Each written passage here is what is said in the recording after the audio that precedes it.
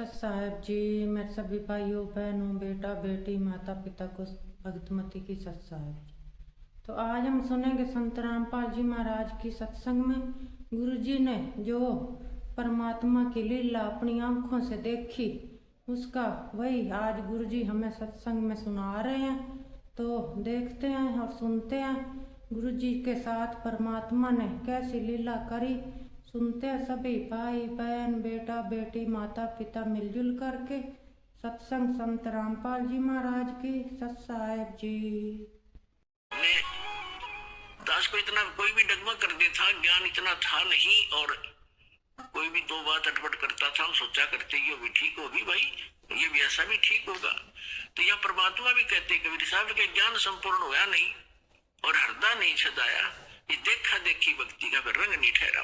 जब तक हमारे हृदय में ये ज्ञान नहीं टकेगा जाकर, यानी कलेजे में इसमें कसक नहीं बनेगी सच्चाई की, तो हमें कोई भी बहका लेगा।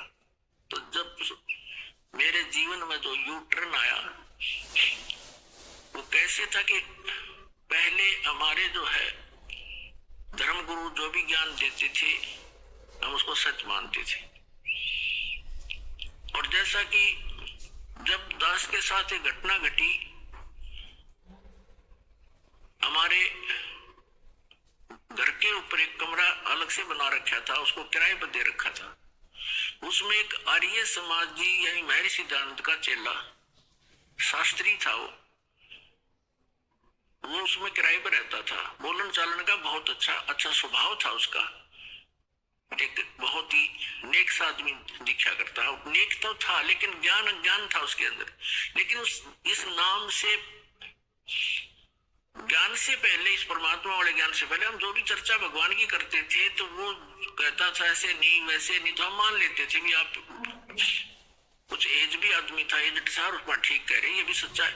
जब ये ज्ञान दास को हुआ उससे पहले उससे चर्चा होती थी कि हमने हमारे सुना है कि जैसे द्रौपदी का चीर बढ़ा दिया भगवान ने, साड़ी बढ़ा दी, तो वो कहता था नहीं ऐसा कुछ नहीं होता, ये तो सिर्फ एक पाखंडियों का भ्रम फैलाया हुआ है, ऐसा कुछ नहीं होता। तो हम ये भी मान लेते थे क्योंकि हमें कोई दृढ़ता नहीं थी।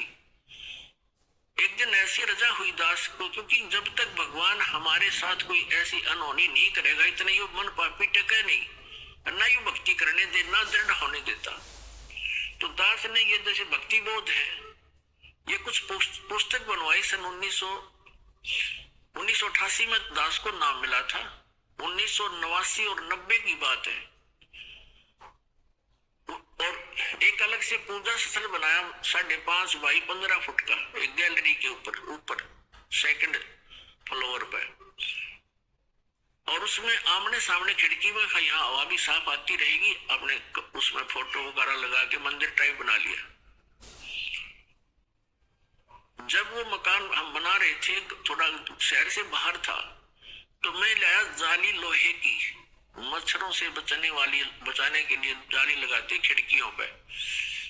तो किसी भी कारण से मेरे से गलती लगी या उस सेठ के नौकर से गलती लगी, 8 इंच छोटी जाली काट दी आमने और सामने की,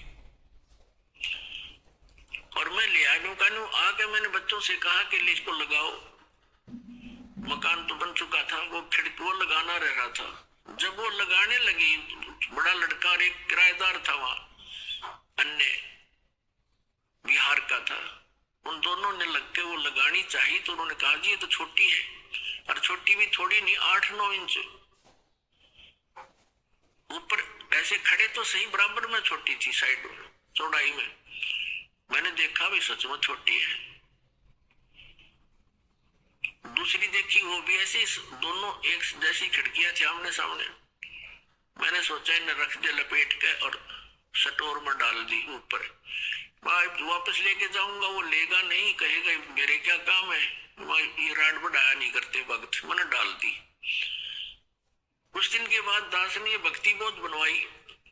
उसमें दास को दीक्षा देने का आदेश नहीं था तब तक। 1994 में दास को आदेश हुआ है। 6 वर्ष तक दास सेवा करता था, भक्तों को समझाता था, गुरु जी के पास ले जाकर दीक्षा दिलवाता था। फिर उनकी रजा हुई, आदेश दे दिया दास को अचानक कि आज के बाद तू गुरु होगा, और आज के बाद सबको बोल दिया कि इनसे उपदेश लो, जितने भी उनके शिष्य थे, जो इनको गुरु नहीं मानेगा मेरा कुछ नहीं लगता।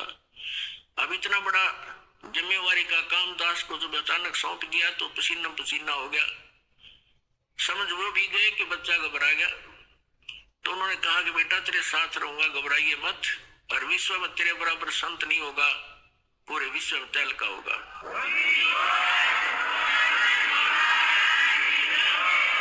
तो उस समय तो मुझे ऐसा लगा कि अपने बच्चे को सभी शाबाशी दिया करते हैं और सभी अपने बच्चे की कामना किया करते हैं, ये बड़ा अफसर बनेगा और तू देखिए न्यू हो जाएगा। मुझे पता था मैं कैसा संत हूं और क्या मैं कर सकता हूं, लेकिन उस समर्थ के वचन से आज ये सब कुछ सफल हुआ है। आज देख रहे हो विश्व में कोई संत नाम की चीज नहीं। आप तो बालक नहीं हो, एजुकेटेड है, सारा सब इतिहास आपके सामने खोल दिए, और ये दास को वो ज्ञान कबीर भगवान ने दिया और मेरे गुरुदेव का आशीर्वाद फल रहा है। तो मैंने पहले क्या करता था, दास की पुस्तक बनवाता था और हमारे गुरुजी फ्री दिया करते थे सबको जो उनके उपदेश लिया करते थे। तो मैंने 2000 पुस्तक 5,000 पुस्तक बनवाई और उनको रख दिया कि हमारे गुरुजी ज्यादा रहते थे तलवंडी भाई, पंजाब के अंदर एक छोटा सा फिरोजपुर जिला में शहर है, कस्बा साबरवाले जैसा, वहां ज्यादा रहते थे और भी 3-4 आश्रम थे। तब यहाँ नजफगढ़ के अंदर था एक आश्रम, अनाज मंडी में, एक मोगा के अंदर है, खन्ना में था, लेकिन ज्यादातर वो तलवंडी रहते थे। और हरियाणा में केवल गरीबदास महाराज जी के एक समागम होता था, पर जैसे गरीबदास जी को भगवान मिले थे, कबीर साहब बहुत देश बोलते हैं उसको, उसमें छुटानी आया करते थे। तो हम इंतजार में रहते थे जब वो छुटानी आएंगे, उसे मिलते रहते थे उनसे, लेकिन यहाँ वो दान दीक्षा देते थे और फ्री पुस्तक देते थे। तो मैंने वो पुस्तक बनवा ली, यानी जैसे आजकल मार्च में, अप्रैल में, मार्च में वो चले जाते थे, फिर आते भादवा के अंदर आते थे सितंबर में, जब गरीबदास जी का निर्वाण दिवस होता था, और मार्च में होता था उनका बोध दिवस। ये 2 ही तो उन पर उपलक्ष्य इन समागमों में आते थे। तो मैंने अप्रैल मार्च के समागम के बाद ये पुस्तकें बनवाने का निर्णय किया उनके आदेश से और बनवा के रख ली। तो मैंने पूजा स्थल पर एक तख्त डाल रखा था, उन पर कपड़ा बिछा के सुंदर वो सारी पुस्तक लगा दी। आएंगे गुरुजी तो उनको संभलवा देंगे, वो फिर देते रहेंगे, सेवा के लिए रख दी। एक खिड़की में से शीशा टूटा हुआ था खिड़की का, उसमें से चूहे बढ़कर उनको काटने लगे। 2-3 दिन के बाद मेरी नजर गई कि चूहों ने काट दिया। तो फिर मुझे ये भी ध्यान आया कि एक खिड़की का शीशा तो बिल्कुल ठीक है, एक का शीशा टूटा हुआ है, और शहर से दूर होने के कारण एक छोटे से शीशे के लिए कोई चढ़ाने वाला भी तैयार नहीं होता छाने के लिए। 1-2 बार कोशिश भी की थी, वो टालमटोल कर देते थे, ज्यादा कार्य होता आ जाते थे। तो मेरे दिमाग ने काम किया कि वो दोनों जाली दोनों खिड़कियों की लाए थे, इनको ऊपर नीचे ओवरलैप करके लगवा देता हूँ, चूहों से बचाव हो जाएगा। तो मैंने बच्चों से कहा कि आप ऐसे करना, वो दोनों जाली उतार लो, उतरवा ले लेना तेरी माँ से, और इनको ऐसे ऊपर नीचे लगा के चढ़ा देना खिड़की पर। वो लड़का बोला जी ठीक है, छोटा लड़का था 12-13 वर्ष का उस टाइम। और वो दूसरा जो एक और था अनिल नाम का, बिहार से आया हुआ, किराए पर रहता था, वो जवान ठीक था, समझदार सा। उन दोनों को मैंने बोल दिया। मैं अपनी ड्यूटी पर चला गया। दास था जूनियर इंजीनियर इन इरिगेशन डिपार्टमेंट हरियाणा। तो मुझे तो चिंता थी। मैं शाम को वापस आया तो मैंने क्या देखा, उस लड़के की माँ से पूछा, मुझे चिंता थी कि वो जाली लगा दी कि नहीं लगा दी, तो मैं लगाऊंगा, मैं गेल लग के बालक से ना भी जान रहा हो। तो क्या देखा मैंने, जाली लगा रखी और एक जाली वहीं पड़ी या लोहे की, और वो उसकी माँ अपना काम लग रही। मैंने उसे पूछा कि ये जाली वही है या कोई और लाए हैं बच्चे?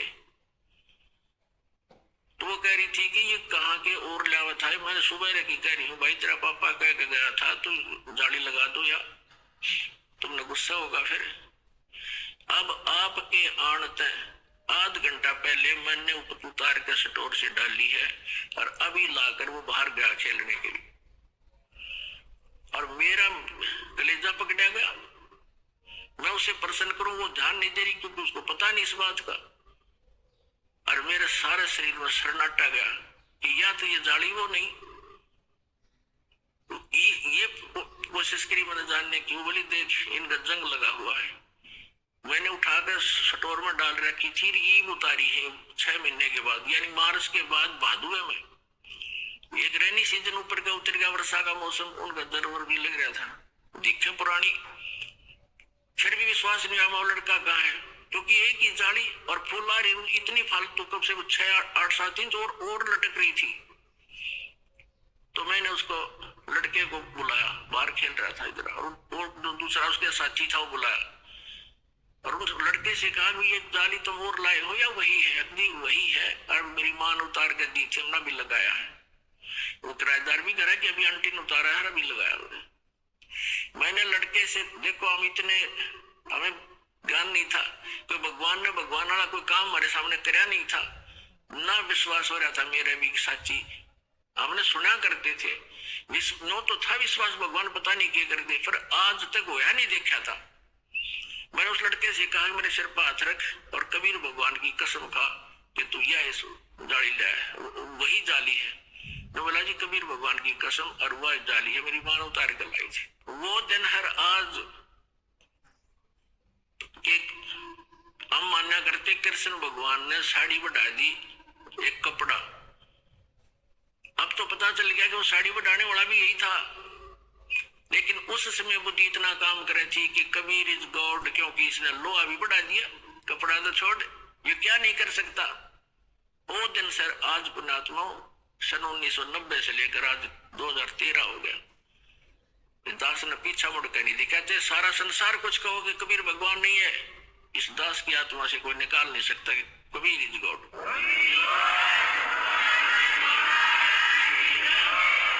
अब जब दास के साथ यह घटना घटी, और वो कम से कम 10 साल लगी रही वो जाली ने औरों को दिखा करता, देखो जो भगत थे तो मान जाते, बकवादी बने गए, बकवास करे, झूठ बोला, पाखंडी है। अच्छा भाई, तो फिर मैंने सोचा कि देखिए आर्य समाज का जो व्यक्ति है कितना अच्छा आदमी है, बोलन चालन का, व्यवहार का ठीक, अच्छा चरित्रवान व्यक्ति है, और इसको अज्ञान है, ये कहा करता कि ऐसे नहीं हो सकता, साड़ी नहीं बढ़ सकती।